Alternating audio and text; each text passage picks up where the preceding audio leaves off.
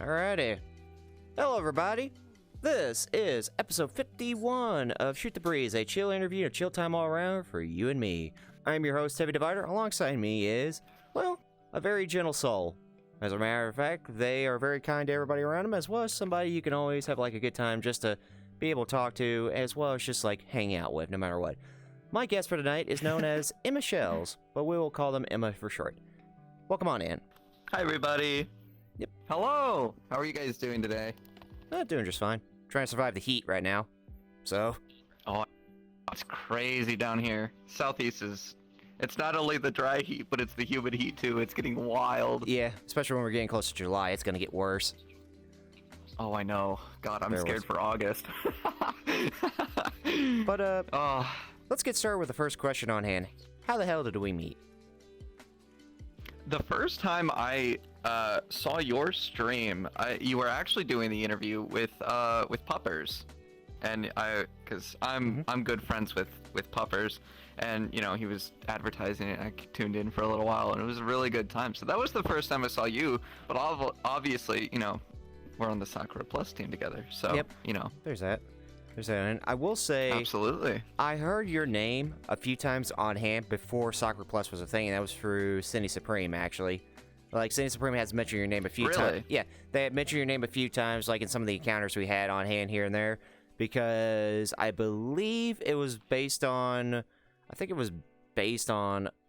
might be like certain subjects on hand or here and there for the most part, depending on what has happened. But past that, I recognized the name on hand.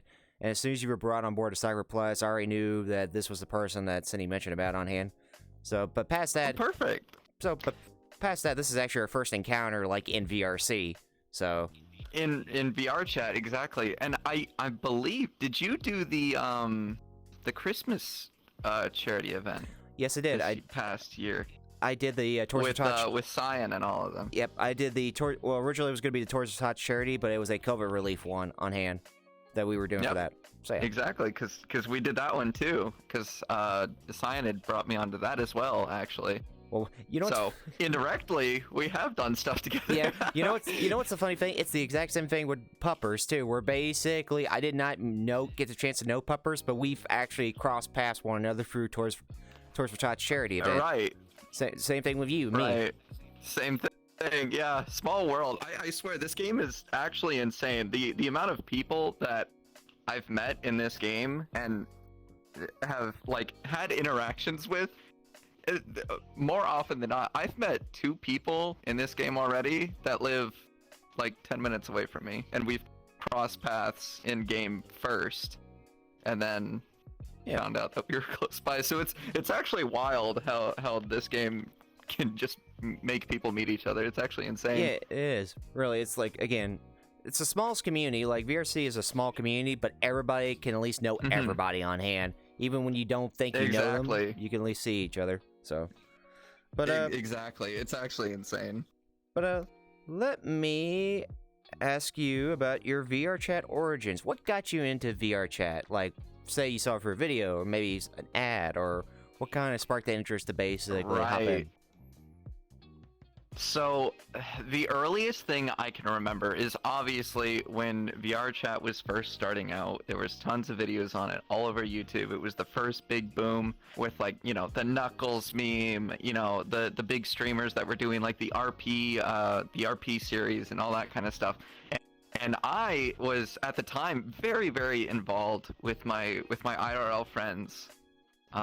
We did D&D and stuff like that, and so following all the streamers and the content creators online that were doing, you know, this virtual reality, you know, RP sessions and all that kind of stuff, that was super cool to me. And I for the life of me, I wish I could remember the exact date. It had to have been, you know, late 2017, early 2018, when I first hopped on, and I knew absolutely nothing. I didn't have a community originally, but eventually I found one. I got into Discord through streamers and stuff like that. I started meeting people, and then, you know, time went on, and here we are, you know, almost 3,000 hours of VRChat later. Good lord. You know, but yeah, the earliest The earliest Origins was just finding it online and being like, man, that's kind of cool. And I saw like I saw the potential of the game, and I was like, you know what? That's kind of cool. And then, obviously I started meeting more people, and I started getting invested in the game and realizing, hey, this is a really good social platform other than just, sitting in a Discord call. And then, eventually like Black Friday came around, the year after, or a couple months after I had started playing and actually getting involved, and I was like, you know what, I'll do it. So I went out Black Friday early afternoon and went to Best Buy and picked up my first Oculus, and got yelled at because they were like, why did you spend $300? And I was like, I wanted my friends. But totally worth it.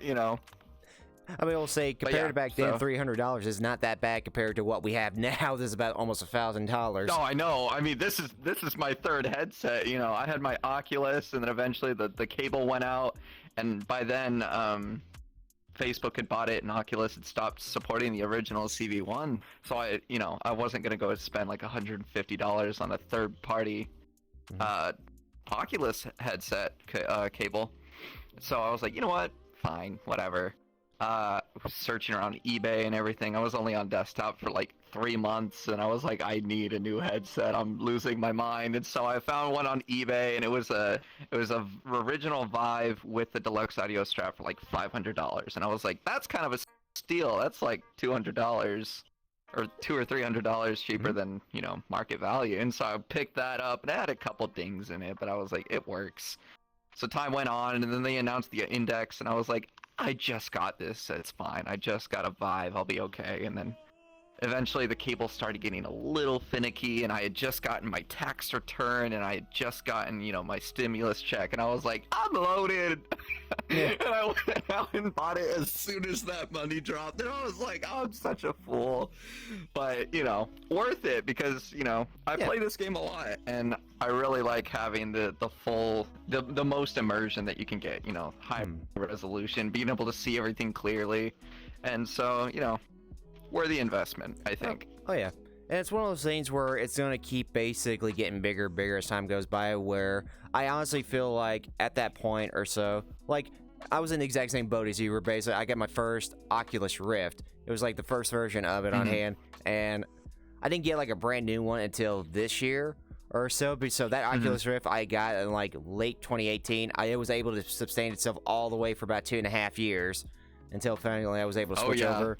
But I imagine that for the most part, like, it's going to keep getting bigger and bigger, but it's also going to keep getting more expensive. So you're going to... It will be. And, there's already word going around that, Valve is already working on their new one. And I was looking into some stuff, and they were, like, trying to do some BCI stuff, some brain computer interface stuff. And I was like, oh, my lord, things are going to get really crazy really fast. But I'm also such a geek for that kind of stuff. Like, as soon as I got into VRChat and, like, started doing more stuff with VR and stuff like this, I just became a monkey brain for this stuff. I was like, this stuff is so cool. And so every time there's an announcement on like new VR technology, I'm always reading up on all the articles and stuff like that and trying to see, what's the next step? Where's it going to go?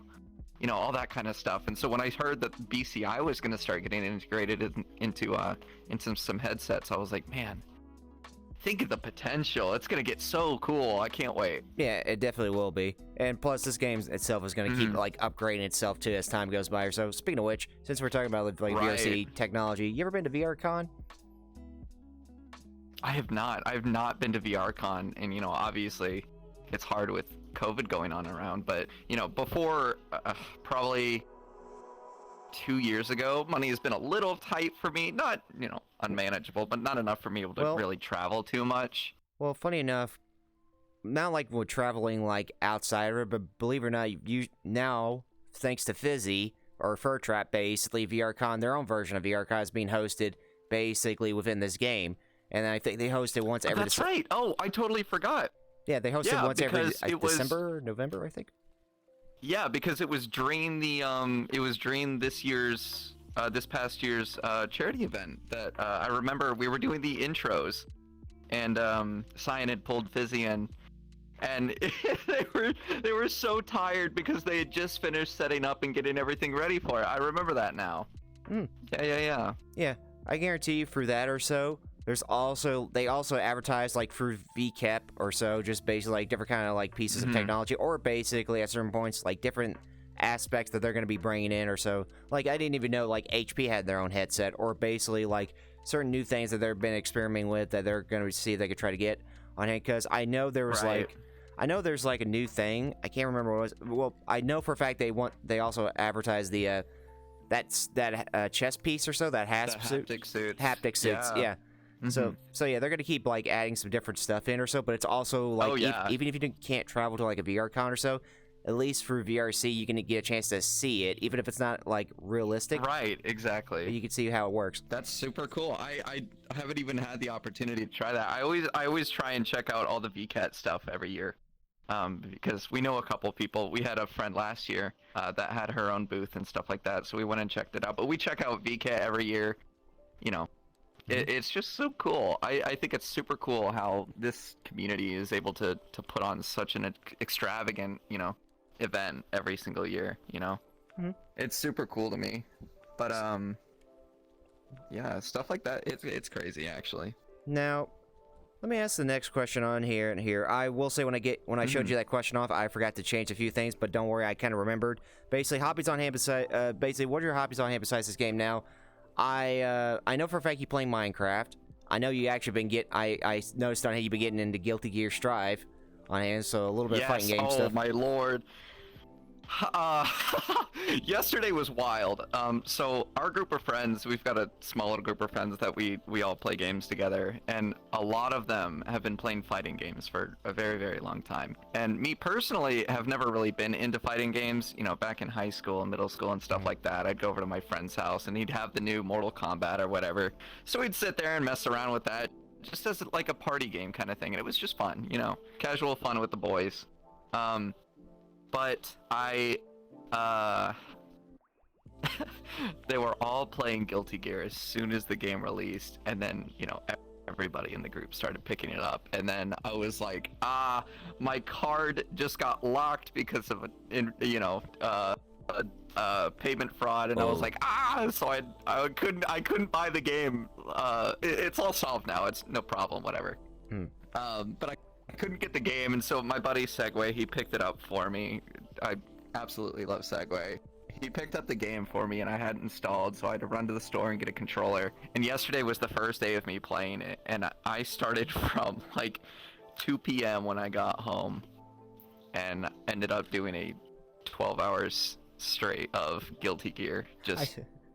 I saw that on hand. It was a fun game. No, I saw that on hand. Insane. I just couldn't stop playing. My thumb is raw from hitting my D-pad. I played for so long, but it's such a good game. If you guys haven't tried it, even if you don't like fighting games, it's actually really fun. If you've got a couple friends to play with, even if you don't, there's an online mode, and you can go to like rooms with a bunch of different people. For us, especially, we play on US EST room 22 if it's not full. That 22 is always our room number. So if you ever want to play Guilty Gear, come check us out, because we're usually playing, or somebody's in there playing Guilty Gear. But I absolutely recommend it. It's an amazing game, and the characters are so good, man.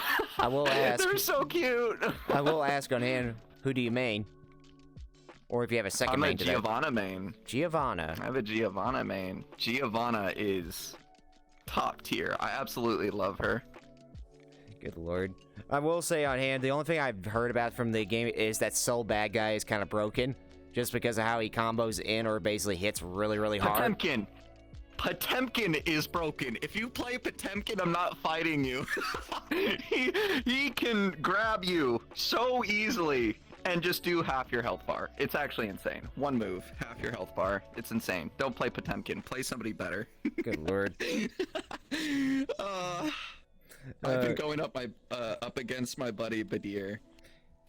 He was the one that I was playing against for like 5 hours straight. Just me and him rematching his Potemkin versus my Giovanna, because I just wanted to be able to fight a Potemkin and not get my ass whooped. It's kind of hard to do. It's kind of hard to do when basically they probably get like it's so hard. Yeah, especially when they got like the Zangief style, where basically you got to be very careful when you get up close and personal with it. Because otherwise, if they Exactly, grab and you, she's it's a over. melee character. She's a melee character, and so if you don't, and she's also a rush, you have to be aggressive for her to really shine. But oh god, it's so hard. But I'm learning, I'm getting better. It's my first fighting game that I've ever taken seriously, but I'm absolutely loving the game. But besides Guilty Gear, I'm also, you mentioned Minecraft. I've always loved Minecraft. It was, one of the first games that I ever had, as most people. I love Minecraft. I know a lot about the game, and I love tinkering around with stuff, building redstone, all that kind of stuff. I get really nerdy with Minecraft. We started playing a game called PSO2, Phantasy Star Online 2, a JP action MMO. Very fun game. They just released their new Genesis expansion, I guess you can call it. It's a massive 2021 update, overhaul, new game, whatever you want to call it. It's fantastic. Very beautiful game, open world, open combat, stuff like that. So we started playing that like 2 years ago. Then I really got into Final Fantasy 14. I've never played a Final Fantasy game before, but 14 had me stolen. It stole all my time. I absolutely love that game. No. And I know Senny started playing it. Oh yeah, Cindy, I think a few others have been trying to play it on hand or so. The only thing I could say is you could definitely lose time in like Final Fantasy 14, especially if you are starting out or so, because you got like, it's like 2 years of content that you got to catch up if you're starting out or so, and then be able to I mean, it's like a 10-year-old. It's almost let's see, it released in what, 2010, so it's almost 11 years old. It's an amazing, yeah, it's about 10. Yeah, it's such a good game though, and everybody sees the meme. Anybody who has any sort of Final Fantasy on their Twitter timeline or whatever, you'll see the meme. You can play up to level 60 all the way through the Heaven Sword expansion for absolutely free without any restriction on playtime. It's a good selling point. It really is, because the base game and the first expansion are incredible. It's a very, very good story if you're into story. The content is really, really good. The gameplay, it's enticing, it's interesting. The fights are fun. You've got, if you're a fashionista, you've got so many options for fashion. Everything is expensive through the player markets, but it's worth it. And if you like a good little grind, if you want a kind of comfy game to sit down and kind of just mindlessly play, Final Fantasy is a really good game. I'm sitting here pitching all these games during your interview. I'm sorry. You're fine. Hey, at least they're very good games. It shows to everybody here what you like or so, especially like besides like being on VRC, you have like different other hobbies on it, be like video games, or hey, maybe you might different other hobbies outside of video games. Never know. Exactly. Right. So, but yeah. I think those are the main games that I've been playing recently. So. Yeah. Well, there you go. But I'm always down to try their stuff. So when somebody's like, "Hey, I saw this new game on Steam. You want to try it out?" I'll be like, "Yeah, man," and then I'll probably stream it or something. There you go. There you go on hand. I mean, that's the peak interest on hand when it comes to like different things. Because even if it's something that doesn't pique your interest, it's like the moment you actually play, it's like, oh, I'm missing out on a gem on this one. I need to basically go full on in. Exactly. So. And I'm always one to uphold the idea that even if it's a bad game, opinion based, even if somebody says it's a bad game, I believe that any game can be fun as long as you're playing with somebody. Definitely. Whether even if it's a bad, like me, Puppers, Nav, and Bidu. Me, Puppers, Nav, and it was me, Puppers, Line, and Bidu. We're playing some like mini horror game, and it was like $2, $2 on Steam. Small little game, little indie game, and it wasn't great, not super enticing, but we were sitting there just laughing because it was just fun. It was stupid humor. We were making our own fun out of the game. So, that's always something, as long as you're playing with friends, like even if it's a bad game, you can sit there and make fun of the game with your friends and it still becomes fun, So, I'm never one to discount a game as long as I'm playing with somebody. If I'm going to sit down and play it by myself and I'm like, it's not that great, I'll just stop playing it. I'll find something else. No, I got you. But I'll always try a game. Yeah, Yeah, there you go. That's a good mindset to have, especially for different things on hand. Let me ask you this. Absolutely. Let me ask you this. Since we're talking about games, so what game was basically your introduction to gaming entirely on hand? Like, what got you into, like, video gaming for the most part? Oh, so this one's interesting. When I first, well, obviously gaming started when I was little. You know, I remember so specifically the first game I ever played was the Lego Star Wars game on the PlayStation 2. That was the first game I ever played, and the way I found it is actually, it's a funny story. I was over with my family over at my grandparents' house, and they were eating and they were playing like Uno or something in the kitchen, and so I was on their computer just looking around. I was on like Lego.com looking at building sets because I was a big Lego kid when I was little. And I was on their website and I saw the advertisements for Lego Star Wars, the video game, and I was like, that's super cool, I want to play it. And so I saw that there was like a download the demo thing, and I was like, oh, I can do that? That's crazy, I want to try it. So on my grandmother's like 20-30-year-old PC, I'm sitting there trying to download a Lego Star Wars demo, and it is just not working. And I'm sitting there losing my mind. I called in my mom, and I was like, I want to try this. And she's like, it's not going to work. And so I was like, it sucks. And then, like, that Christmas or something, or for my birthday or whatever it was, they went out and bought a PlayStation 2, and they bought the Lego Star Wars game. So that was technically the first game that I ever played. But when it came to like streaming and stuff, you know, here more recently, the first game that I played was CS:GO. The first game I ever streamed was CS:GO, and that was just because that was the game that all of my friends and I were playing together, because it was just, you know, stupid humor, shooting, bang bang, monkey brain, kind of making our jokes in lobbies, all that kind of stuff, you know, like your old COD lobbies, except, you know, more vulgar. Yeah, pretty much. Pretty much. But you know, I would say that CS:GO would be the first game that I ever played that really got me into, you know, content creation and stuff like that, and from there I've branched out and changed tremendously. But what actually got me into content creation and stuff like that, I think this leads into another one of your questions. I remember back in high school, my buddy sent me a video, and it was Gold Glove. If anybody knows who Gold Glove is, he's a Twitch streamer, YouTube content creator. I remember. And this was, you know, so this is back in high school. This is probably like sophomore year. So this is like 6-7 years ago. And he sent me a video, and it was Gold Glove and his buddies playing Rust. And because I was big into Minecraft, and I was big into survival games, and Rust was like a pretty good combination of the two. You know, you build houses, build weapons, fight other players, all that kind of stuff.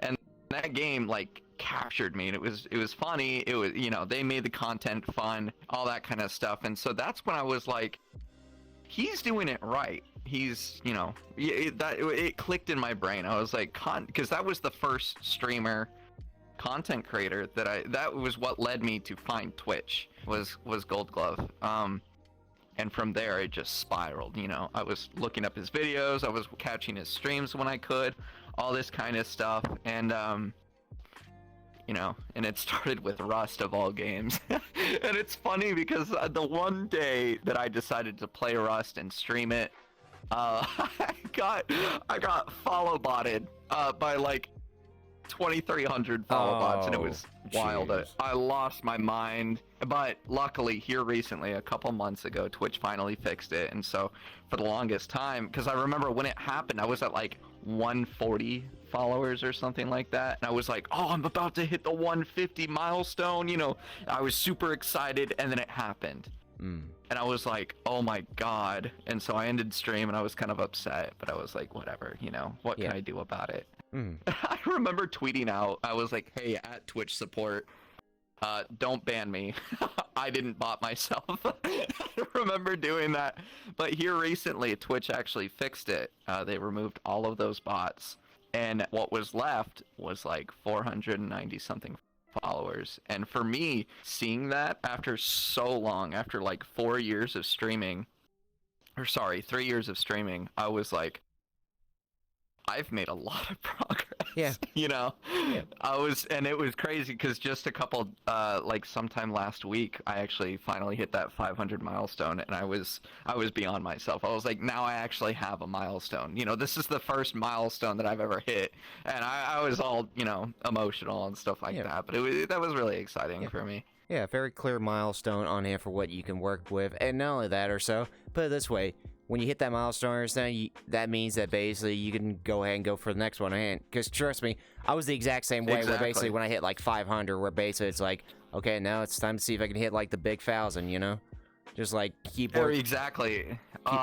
Exactly. So now it's like, I gotta keep going because I actually have, like, I can see a goal. Before it was like, every time I'd open up my, you know, if and when I opened up my analytics, I just see like 2,300 or 2,400, and I was just like, that's a fake number. Yeah. You know, because it didn't mean anything to me. Well, but now that I can actually see something that shows what I've, you know, shows the people that actually supported me, it's actually something that I can look forward to, and it actually makes me really happy. I think they'll correct the analytics over time or so, because all it needs is a few more weeks for it to basically update itself, and then basically it'll kind of make it go away little by little. It's just kind of like more time will go pass by for it. So, exactly. But let me talk about the VRChat scene now. In this current present or so with VRC in general or so, what are your thoughts about it right now? Like being where we are at this moment.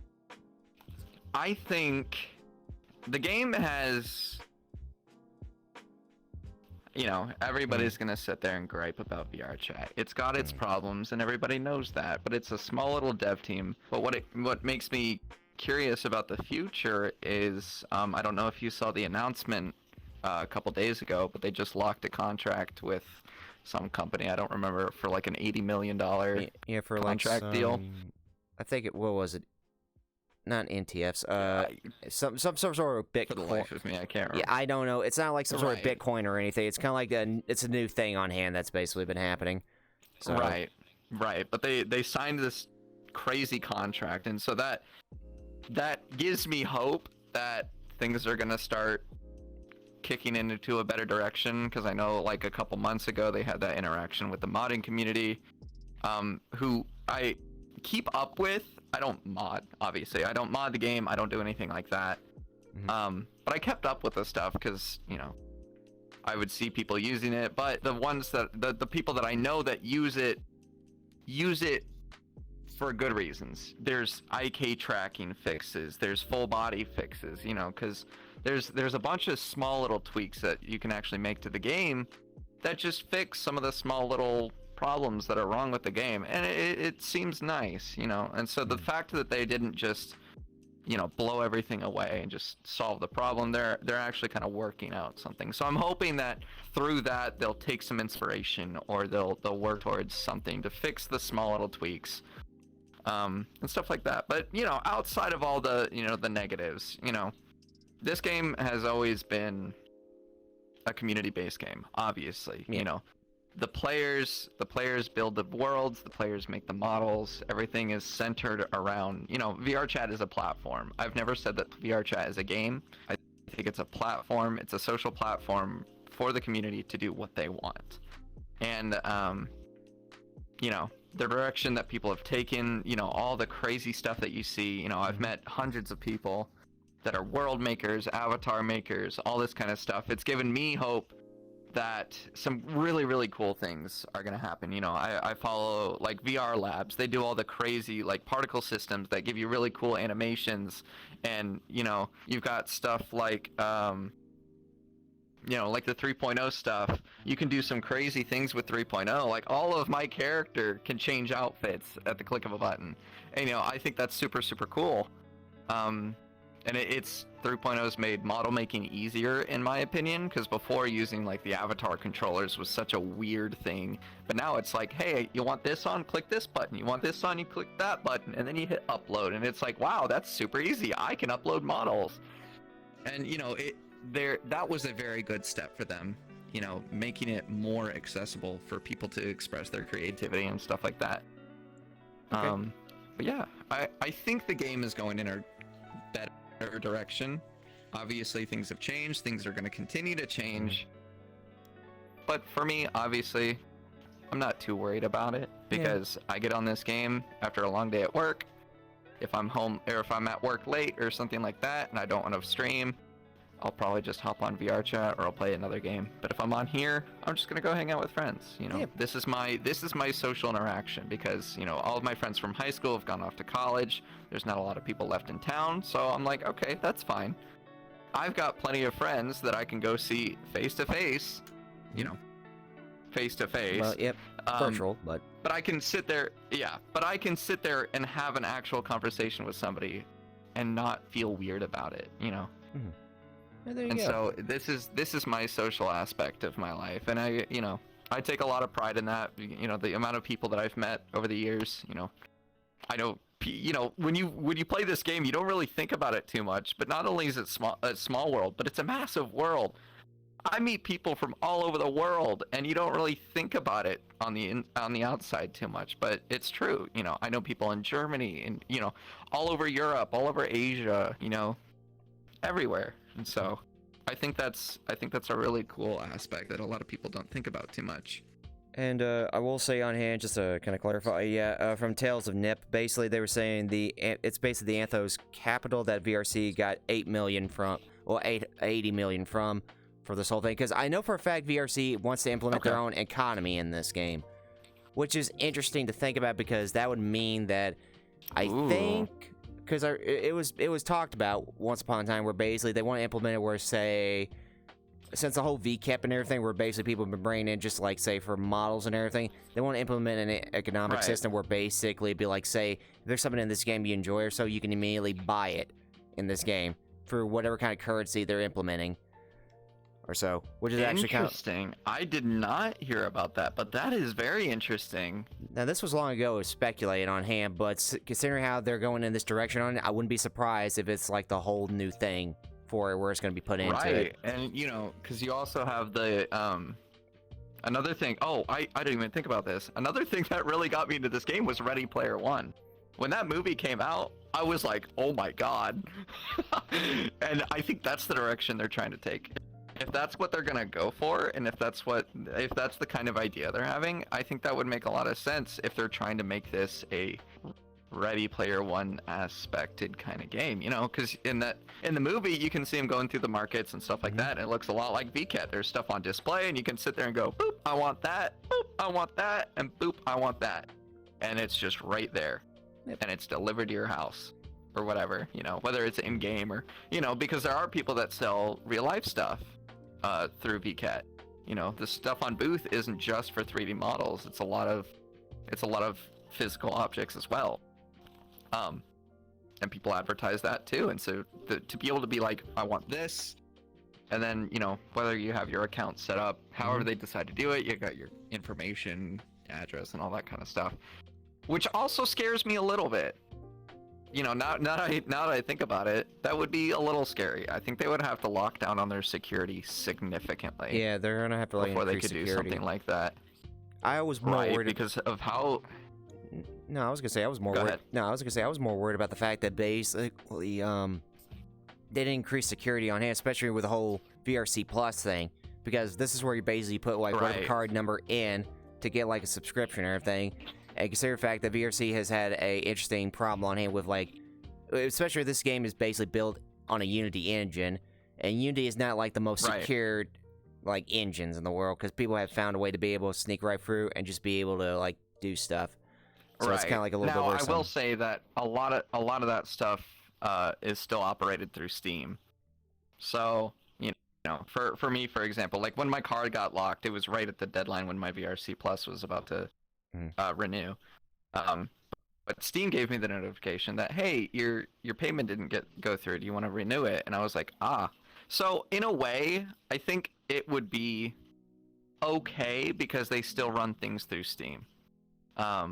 Because I know Steam security is significantly better for most things. Now, obviously, people can still look at Steam accounts and stuff like that, but it's a weird topic. It's interesting. It could go any direction. But it is something. If they had it linked to your VRChat account, I think they would have to do something more significant. If it's through Steam, whether that payment, like you put in money for a currency for VRChat.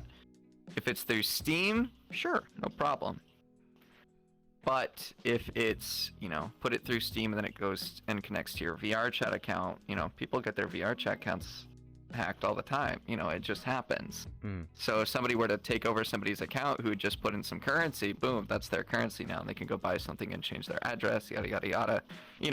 And so it's a very interesting concept, and I think it would be very cool to see something like that implemented, but they would have to do a lot for that to be a safe option. But it is very interesting, and I think it would be a very cool step for them to take. Yeah, definitely. It'll be like it'll probably take like a good, maybe a year or so, depending on what they're going to implement on hand. But hopefully, if it does, at least it works very significantly, just to be able to improve. Right, exactly. Increase. And I'd honestly rather wait. I'd want them to really take their time with it, because, if they're going to do something massive like that, I want it to be right. I want them to do it correctly and not have, some scary aspects to it, No, that's fair. But we'll see. We'll see what the future holds. We'll see on hand here. Let's talk about the VTuber scene on hand now. What's got you into VTubing, by the way? Or what kind of inspire you to kind of go that route? So I originally streamed, well, actually, when I first started streaming, I didn't have a webcam. But then one day somebody was like, "Hey, you should use webcam," and I was like, "All right, why not?" So when I first started using my webcam, I had my dingy little PS3i strapped into my computer, sitting on top of my monitor, and that was my webcam. Grainy, ugly, lighting was awful, super bad, but it worked. It did its job, and then eventually I upgraded to a new one. But then, and this will go into more personal stuff. So, for anybody who doesn't know, my name is Emma. I'm a transgender woman. And so, when that kind of thing started happening, obviously there's a little bit of a confidence issue that you have. And for me personally, I didn't want people to come into my stream and see my face and be like, man, So, obviously some people don't have problems with that. Some people just don't use webcams at all. But for me, I was like, you know what? I have options. I know 3D modeling basics, and I know how to rig something up for VRChat, so what's stopping me from rigging something up on stream? So I started looking into it, and I realized that it was actually super easy. There's just a converter that you could just put into your Unity thing and be like, all right, you want this model as a VTuber model? Here you go. And I was like, oh, okay, it's easy. And so I just took my different model. I've evolved my character and style in VRChat, and so every time I'd come up with a new idea for a model, I just swap it over to a VTuber model and throw it up on stream. And for me, that was just super easy for me to still express myself and have a webcam-esque feature to my stream, so that people could link things to me, link something to me as a person, not only as just a voice behind a microphone. But it was also a way for me to not hide myself, but express myself the way I wanted to.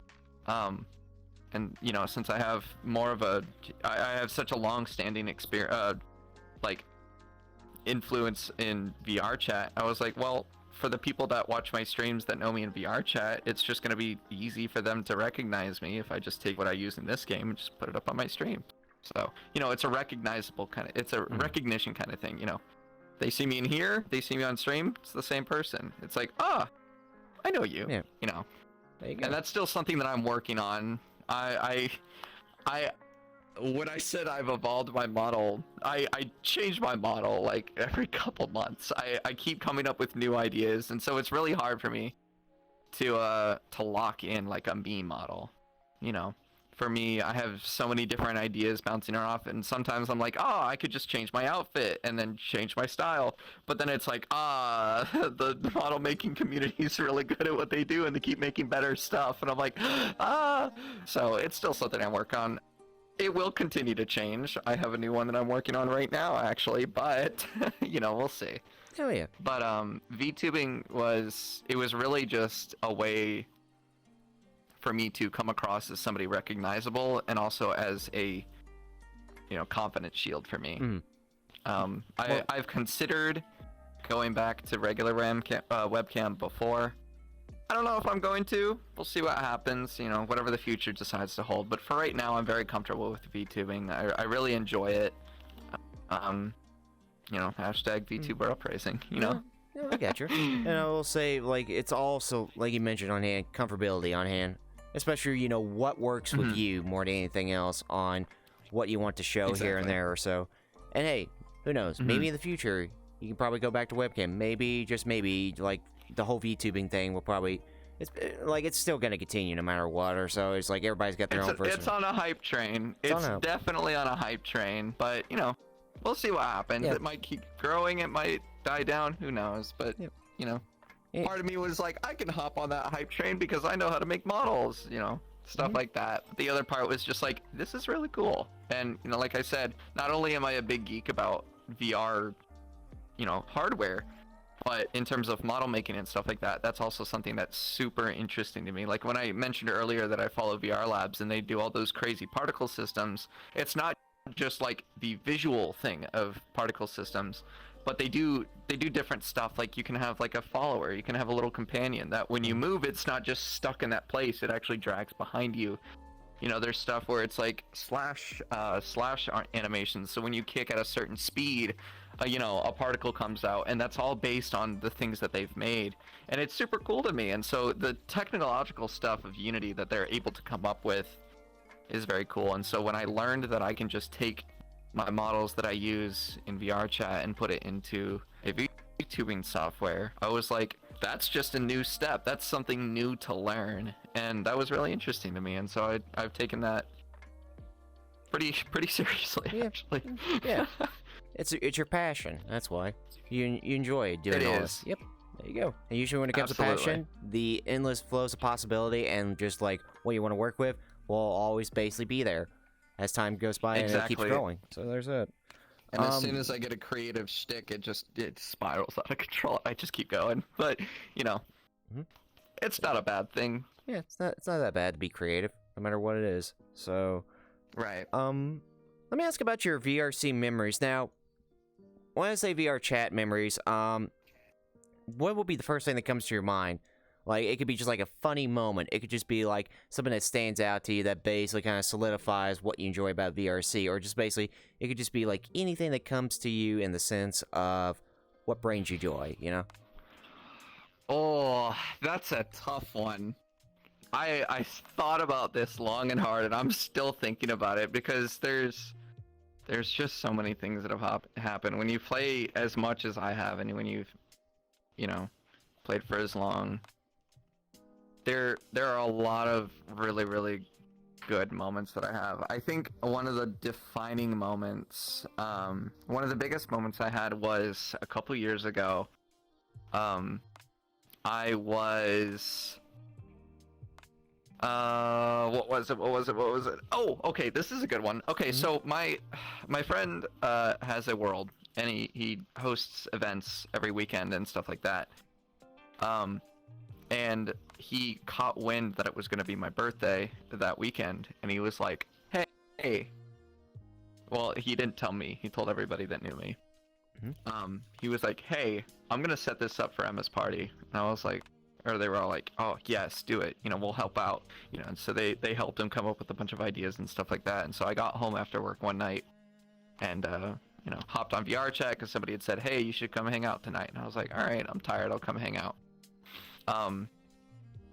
Because it was the next day was my birthday. So that night at midnight it was probably about 10 o'clock when I got home, and they were like, hey, do you want to have a couple drinks tonight? And I was like, yeah, man, it's my birthday tomorrow. Let's do it, because it was my 21st. Sorry, that was probably an important fact. It was my 21st birthday, so it was a pretty big. And they were like, hey, you should grab a couple drinks tonight. And I was like, okay. So I got in the car with my parents and we went to the liquor store and they got me something so that I could have that night to celebrate. And I got on VRChat and we were in our normal just little hangout group and they were like, hey, do you want to check out this world that we found? And I was like, sure. And so we dropped the portal and we walked in there and it was a long hallway that was super dark, black walls, everything, no lights. And they were just like, keep walking forward. And I was like, okay, this is interesting.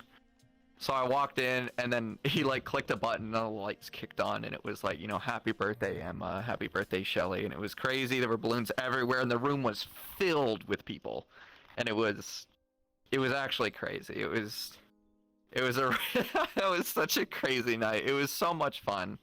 They had put on, a playlist of, some of my favorite music, on the World Player. They had balloons up in the ceiling. They had a big old sign with little firework particles saying happy birthday. It was really nice. And, I still think about that all the time. But it just goes to show that, there's always this stigma that people, that long-standing thing, don't trust people on the internet, all that kind of stuff. That's bullshit. Don't listen to that, because the people that I've met in this game are some of the greatest people that I've ever met in my life, and I will hold true to that until the day I die, because one of my absolute best friend, he's like my brother to me, Joker. If you're listening, fuck you.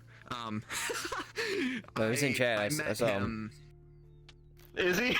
Yeah, he's in chat. He knows what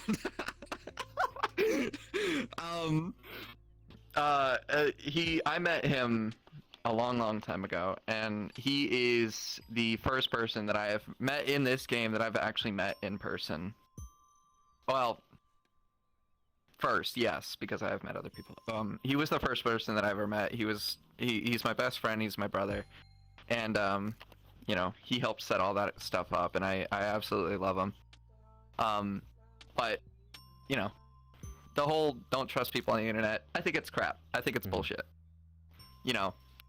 You have to find the right people. Obviously, if you get somebody texting you or somebody emailing you saying, hey, you won a free prize, yeah, don't be stupid. But in a game like this, everybody shares a very common interest. Yeah. It's very apparent. Everybody shares a common interest some way, somehow, some shape or form. And it's finding that little clique, that little niche of people that you vibe with. Everybody, you can't trust people on the internet. You just have to find the right people. And if you don't click with somebody, that's okay. You get more people. There's how many people on the planet? 7 billion? You got plenty of opportunity. Oh yeah. And the thing too is that, put it this way, with your birthday and everything, and just basically all this and everything, for what they did or so, this also tells you that there's so many people in the world that even if you haven't got a chance to meet them in person, they still care about you. Exactly. And that trust is its own category, but finding people with affection and care and kindness for you, even though you haven't met, it's not easy to come by, but when you do, it means something, Definitely. That's a very defining moment. So, and I found my group of friends, and obviously I'm making new friends every day. But it's really special to have a place to come home to every day and have people to talk to, have people to hang out with. If we want to play games, we can go play games. If we just want to chill and talk. If I'm having a bad day and I want to vent, I've got people to go talk to. It's really nice that, yeah, I might be sitting in a room all by myself, but that doesn't mean I'm alone. I'm not a loner.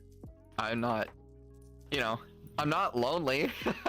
I know so many people, and I've become friends with so many people. I will never, people will give me shame for oh, you just sit upstairs all day by yourself, and it's I don't do that. I'm surrounded by people. Because all the time. I will say that it is going to go into that age where basically, you could do anything on the internet or so, or just be able to, interact and just be able to meet so many people on hand. It's getting to that point where basically it's to find the right people or so, sometimes it may not be the people in your own hometown or anything, but it's always going to be one of those people basically you'll find across the globe or so. There could be somebody like across the pond that you and them could be able to relate to on hand, and then be exactly. So it'd be like finding that personal friend out there. And one of these days, exactly. you're going to meet. Even it could be somebody across the globe, but at the same time, in my case, I've met people, like I mentioned earlier, I've met people that are like in my home, or like where I live, like 10 minutes away. And I never would have made that interaction. I never would have met those people. Well, one of them's one of my coworkers, so I can't really say that. I would have met him anyway. But that was even crazier. The fact that I was at work and I met him, and somehow we got on the topic of VR, and he was like, "Yeah, I just play VRChat," and I was like, "Huh?" And then he knows Senny and all that kind of stuff, and I was like, "Dude, we've probably met each other," and that was a wild interaction. The fact that I'm coworkers with somebody, stuff like that. But it could be somebody across the street that you've never met before, but you meet them in game, and you found out, they're super cool, and you like the same things, and then boom, you got a new friend, and you can hang out with them whenever. Yep. So it doesn't happen often, but it can. It's happened twice for me. It's happened 4 times actually. I've met 4 people that are close by, relatively. So, I think it's cool. Yeah, definitely. It is pretty cool altogether. Let me ask you this question. Now, you talked about like content creating, you talk about streaming, you talk about modeling all together. And when you take all this in all together, for the most part, this leads to a very interesting question. That being, what is the motivation that keeps you going for all this? Like, what motivates you to do what you love to do? There's another really funny story. It ties in with what I was talking about earlier with Gold Glove. I watched his streams, and he was the first Twitch streamer that I ever came across. But as soon as I started, looking into Twitch and stuff like that, I was watching his Rust stuff, and so I looked into Rust, and I was looking at those streamers, and there were all these big streamers with 200 plus viewers and all that kind of stuff. So I scrolled down a little bit until I found somebody who had 10 people watching. I clicked on his stream, and his name is Vader. I don't remember.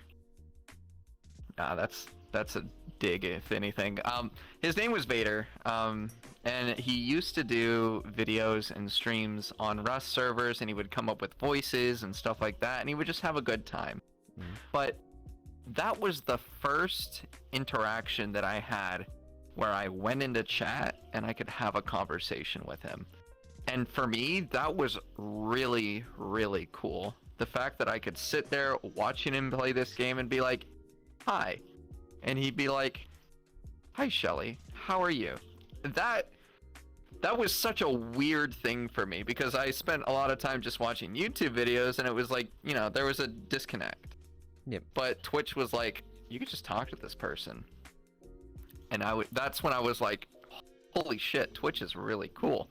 And so what that led to, and what's funny is he's now, when I first found him 6 years ago, he had 20 viewers. Now he's doing GTA RP with 13,000 people watching him, and that blows my mind, because I'm like, he made it.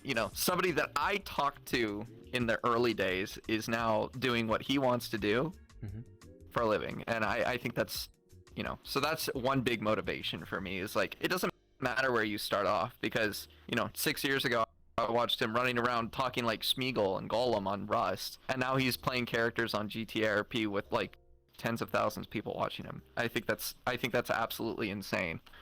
But the other big thing for me was Twitch and YouTube was a big way for me to experience a video game without owning it. I didn't always have the money to go out and get the newest console or the newest video game, and I didn't have a PC at the time. I was still running on my PlayStation 3. The only PC games I would play were over at my buddy's house, and I'd hop on his brother's laptop and I'd play games with him that way. But I never had the means of playing the newest games that were coming out, and so Twitch was my way of doing that. E3 would come out and I'd watch a streamer, you know, watch E3 and give his, you know, insight and all that kind of stuff. But I'd look at all these games and he'd be like, I want to play that one. And I'd be like, yes, I'm going to watch that because I also like that game. It looks cool. And so I'd watch the streamers. And so for me, my biggest motivation for streaming is I want to be that person. I want to be the person that gets to play the games and let other people experience the games through me. Mhm. I want to show people that it's okay not to have the newest games, but you can still enjoy video games even though you can't play it. I have people come into my chat all the time asking like, oh, you know, how much is this game? You know, how many gigabytes is it? All this kind of stuff. And I'm like, oh, it's this, this, or this. And they're like, oh, that's a shame. I can't afford it or something like that. And I'm like, that's okay. You can sit and hang out with us. You know, you're more than welcome to. Yeah. And so that's one of my biggest motivations is I get to play games for other people. And I think that's a very humbling thing. Is like, I'm not playing, well, obviously I'm playing it for myself because I want to play the game, but I'm playing it specifically for other people to enjoy. And I think that's my biggest selling point on that. I will say on hand too, like, if you enjoy playing games no matter what game it is or so, like, it just makes the experience fun on hand for you. And the thing is, it will translate over to those who come to basically watch you on hand, where basically if you're having fun, they're gonna have fun. They're gonna have fun because they see you having fun, because you see the fun in it. A big thing that happens is, for example, with Final Fantasy 14, I was talking about how much I enjoy the content and the story of that game. I would be sitting there going through the story mode, and most of the things I stream when I'm playing Final Fantasy has just been the story mode because I'm still getting through that. I'm not doing the end game content yet. So when I'm streaming Final Fantasy, I'm usually doing the story. And when something would happen in the game, I would get genuinely excited, and I'd sit there and scream or cry or laugh, and it would just be, it was genuine because I was genuinely enjoying it.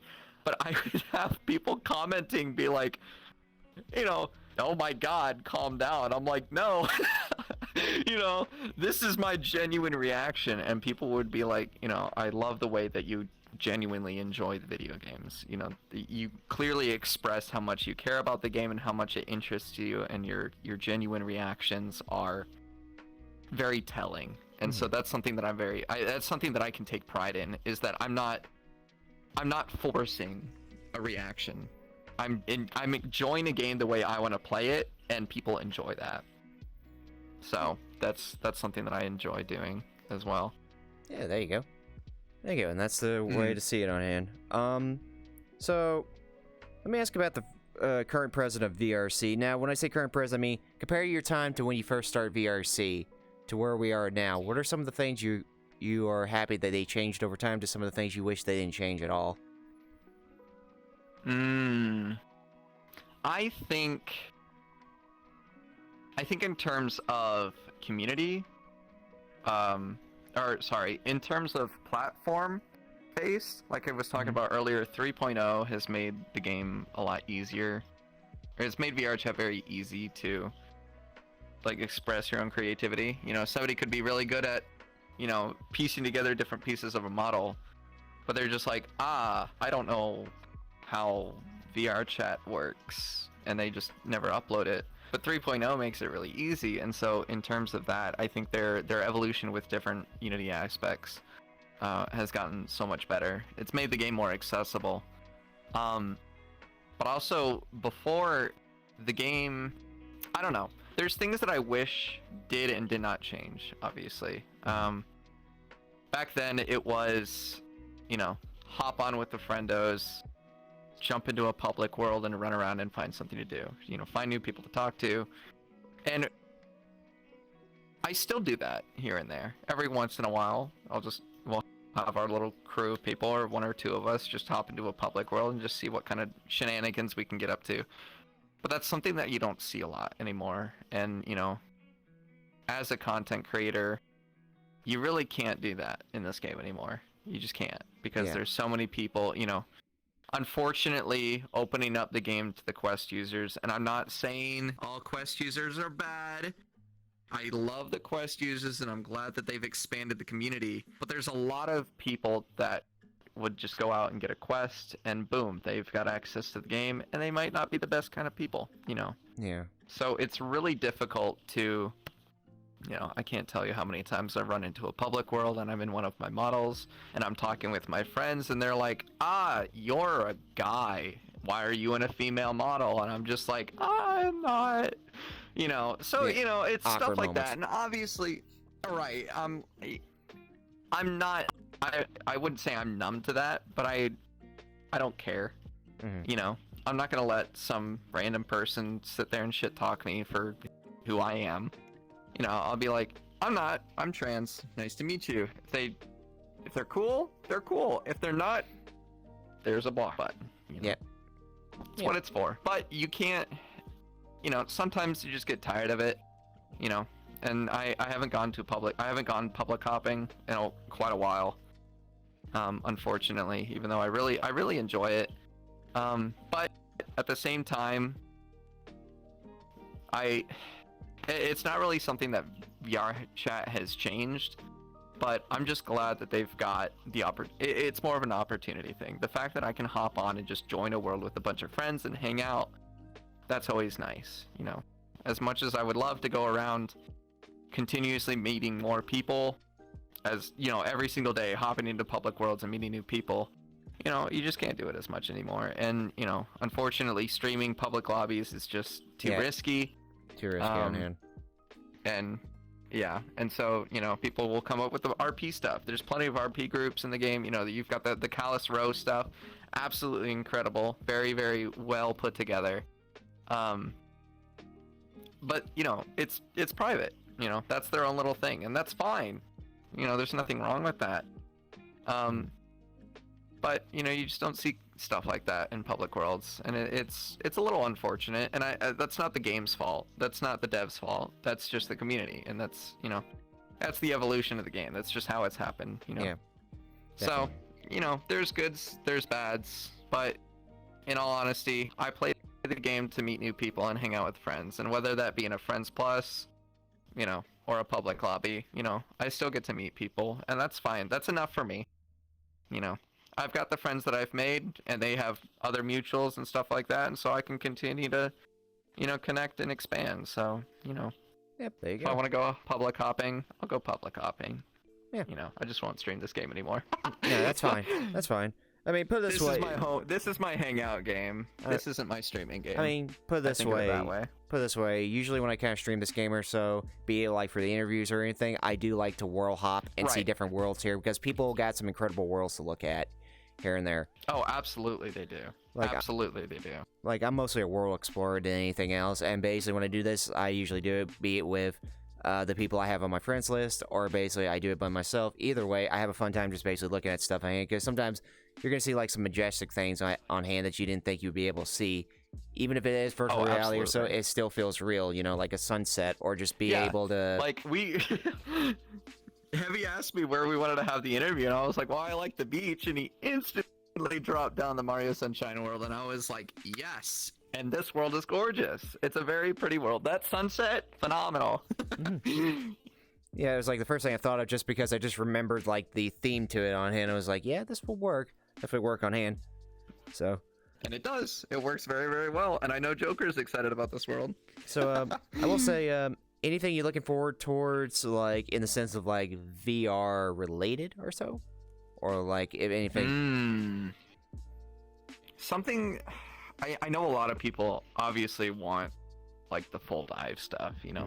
Some way for us to hop into a game and get the absolute full experience. I'm one of those people. Is it going to happen in my lifetime? Maybe. I don't know. Am I excited for it? Absolutely. Am I gonna do it? For sure. You bet you am.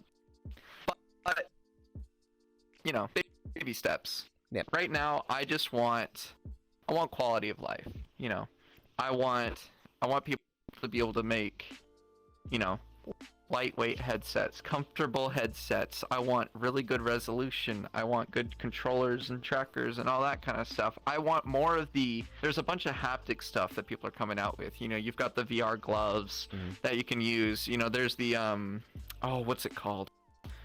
the little neck-mounted hand tracker. Oh, the and neck it's mounted. just a camera that tracks your hand.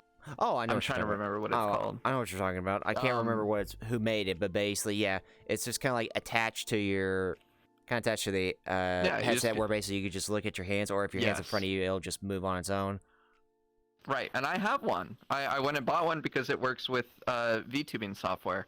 So I was like, you know what? Why not? I'm a tech whiz, and so I picked it up, and it works. It does its job.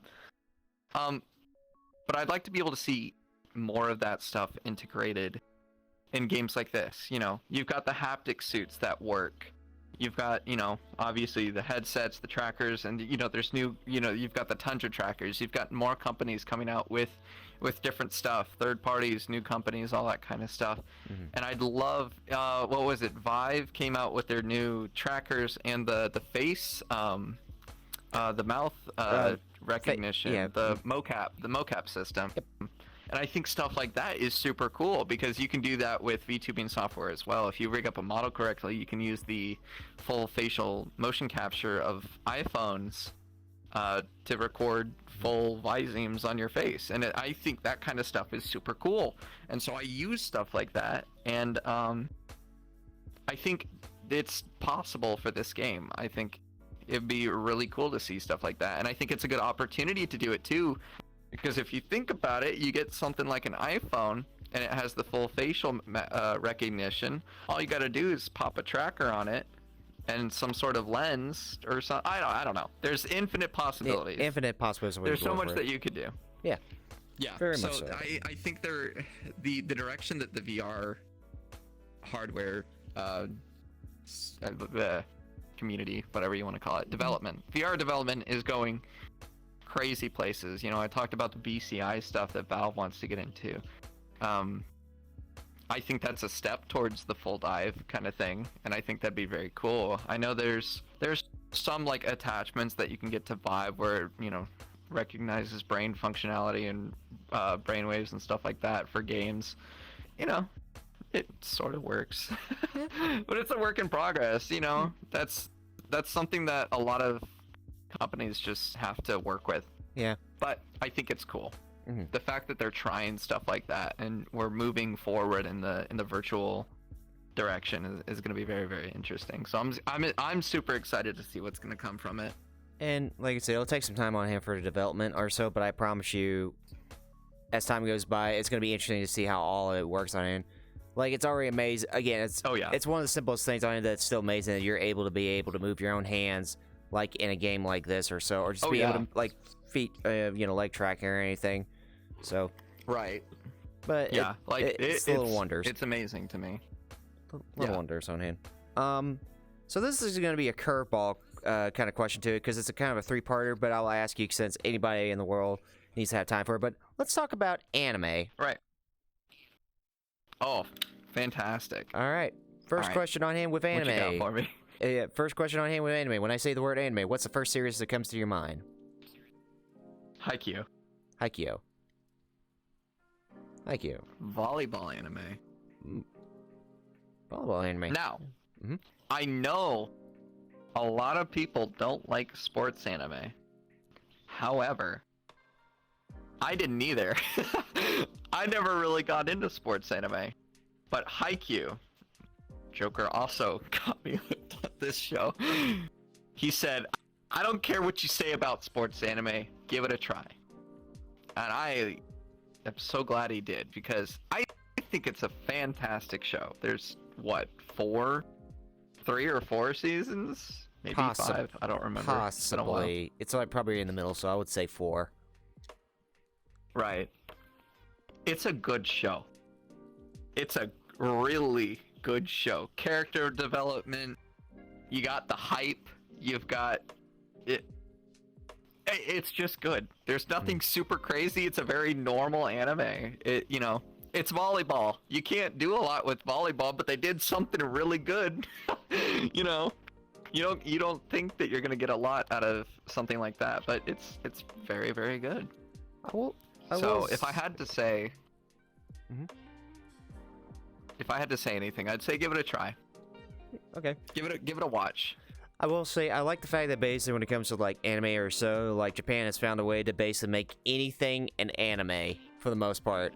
Food, sports, you know, something D&D related, something just basically anything that has like a theme to it on it, they made it like into an anime. So yeah. Right. There's another one, and Joker, we need to set this up soon. Every summer we watch an anime called Grand Blue Dreaming, and it's a diving anime. It's about diving, but it's not. it's a college humor slice of life anime with diving aspects. It's all about, you know, going off to college and drinking and funny interactions between the characters. But when they talk about diving, and this is something that I really enjoy about anime, is when they pick a theme, they give you the details.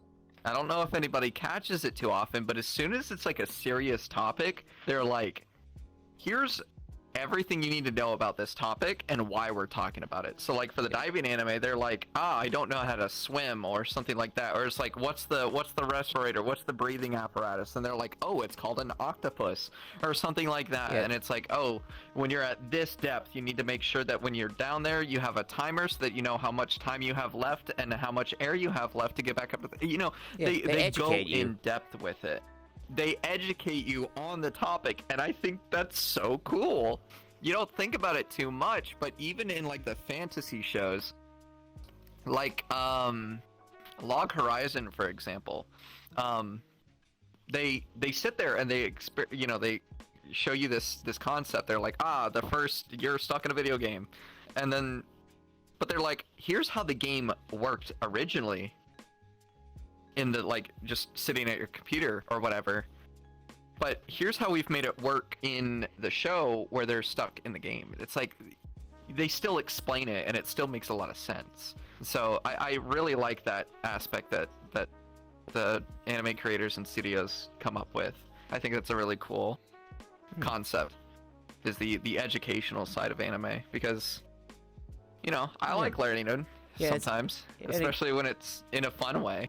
Yeah, and it's one of those things too, like you don't expect it on hand until you figure out, you say something on hand you didn't even think about you would use, and it's like, oh, well, I learned it from this on hand. So it's just like, yeah, we really expect it. I didn't know anything about volleyball, but after watching Haikyuu, I know every position and where they're supposed to be and what they're supposed to do, and I can watch a real volleyball match and understand exactly what's going on. Yeah, helps out. It just helps you out on hand. My second question to that topic is, if you ever had a top 3 or a top 5 that would be in your list of, like, say, anime series on hand, what would that be? Oh, God, I hate this question every single time. Alright, I'm not going to go in any order. That's perfectly fine. I don't think I can. The first anime would be Inuyasha. That was the first show I ever watched. Fantastic show. I would probably say Toradora, Haikyuu, Anohana, what is that? Grand Blue, and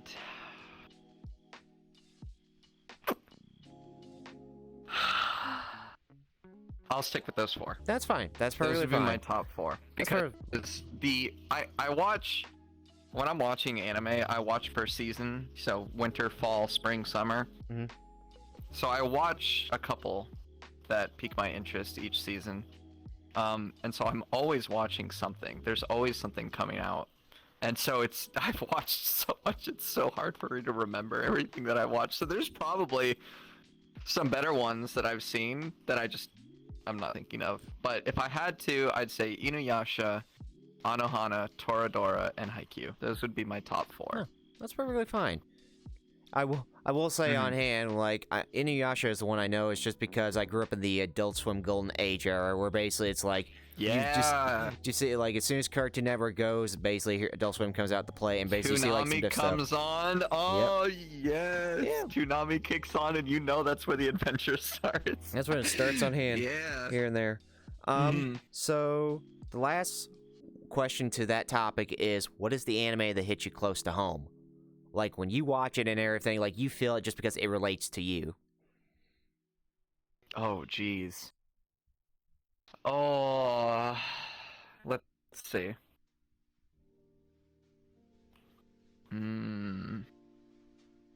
Hits close to home.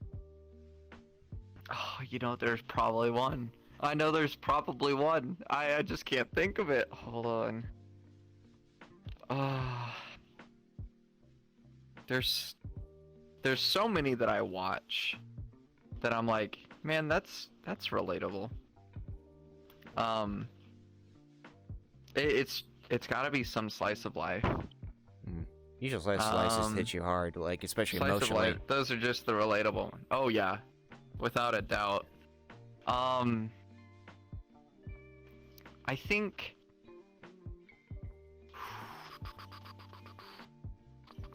it's like right on the tip of my tongue. I can feel it. It's there.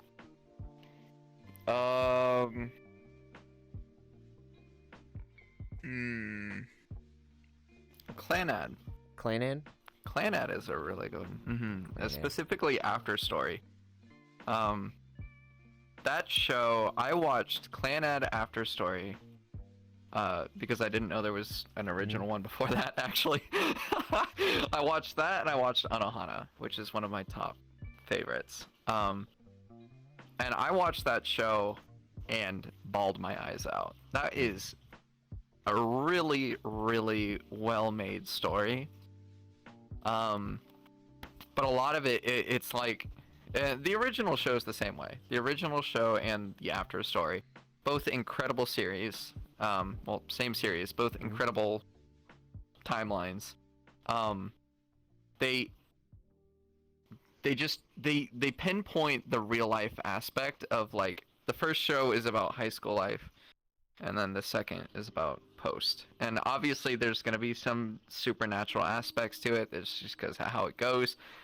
But when it's real, it's real. And they did a very, very good job doing that. And there's a bunch of shows out there that I've probably sat down and been like, man, me too. Yeah.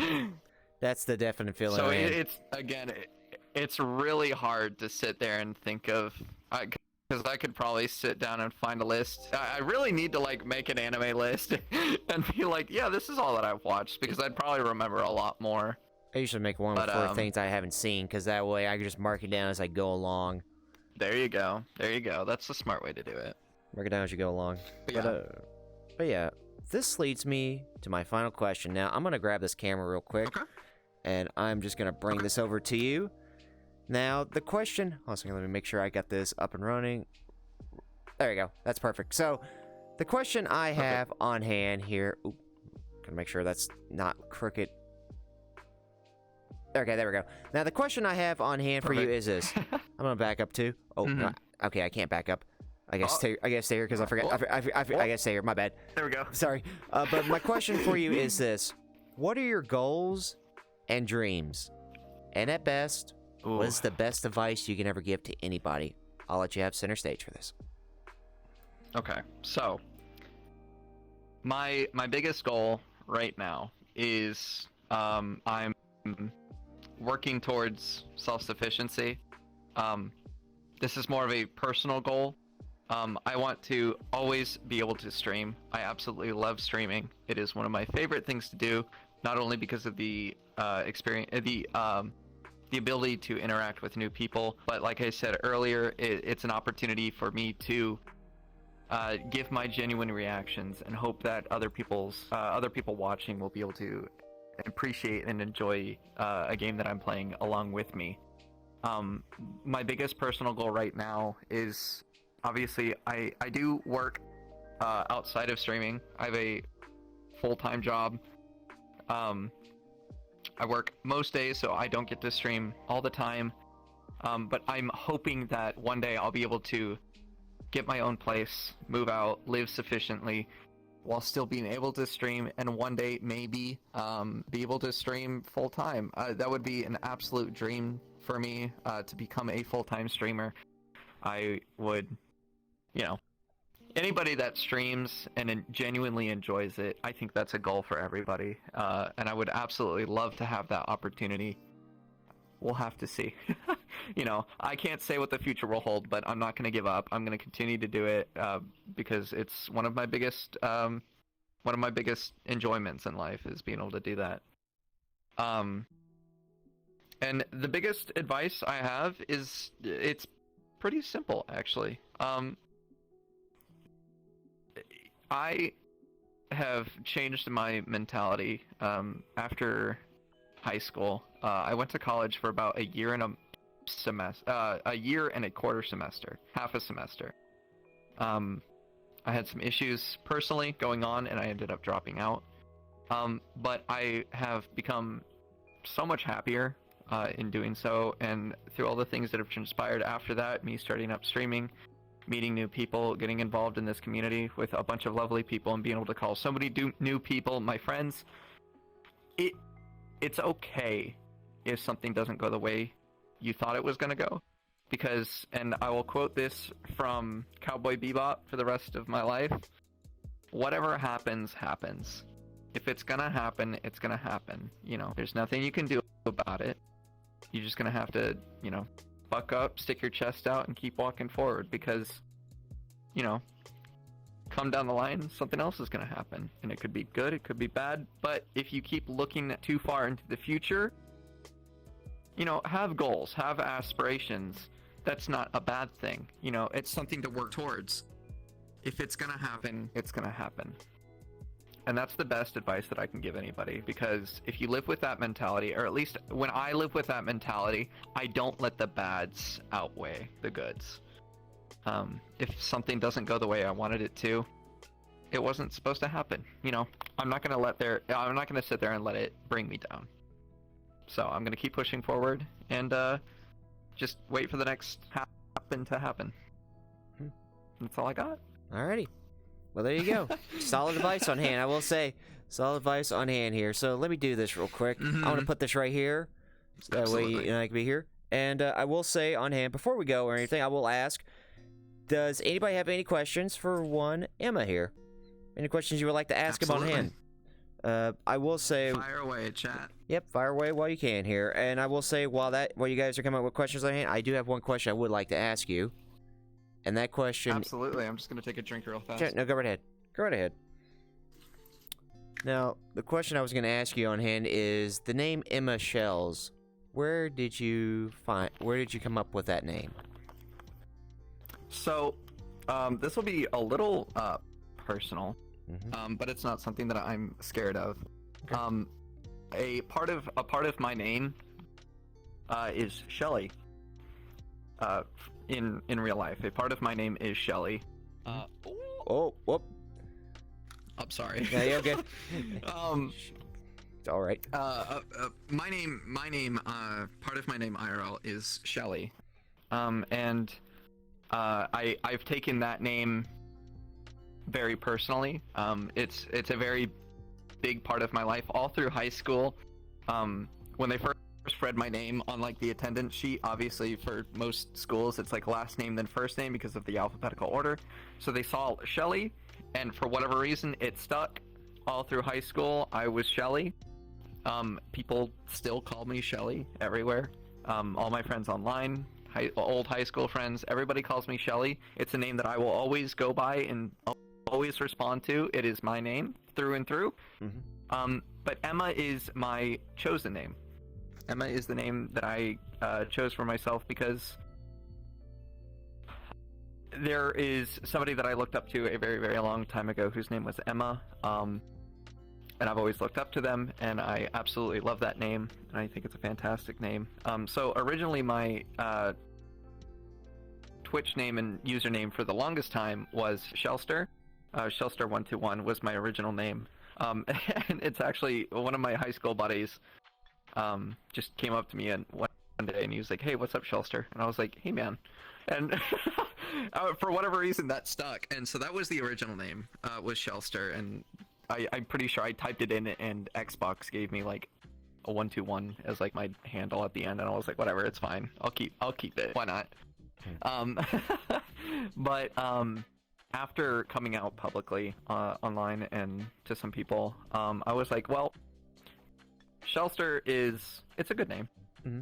I won't discount that fact, but for me personally, it was masculine, and I didn't want to keep it. I wanted to change it and give it more of a personal feel for me.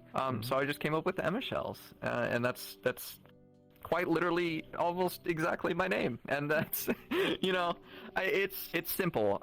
But the whole shells thing, I have a very very very very strong addiction to turtles. I think they're absolutely adorable. If you've heard any water through my microphone, it's actually my pet turtle right here behind me. Sorry. Just splashing away. I absolutely, yeah. She's just having her own time.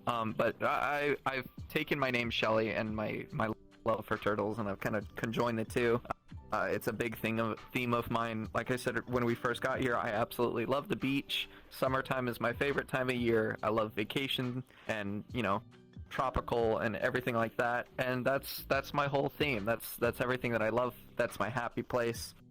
And so EmmaShells is a little bit of a play on word, while it's also still a part of me. And I think that's, probably the best way I can explain it. So it's me through and through. It's what I love. It's who I am. Yeah. And there we go. Yeah, there you go on hand. Cool one, Nate has a question to ask you. Being, if there's any game out there you give the title the best game in the world to, what would it be and why? Best game in the world. There's two contenders that I have for that. The first being Skyrim. I absolutely love Skyrim. One of my favorite games of all time. I've got thousands of hours in that game. Unmodded, by the way. Thousands of hours unmodded. Just because I love the fantasy aspect of it, and I loved going through and playing a character every single time. The first playthrough I ever did, standard playthrough. I went through the game, enjoyed it, loved it.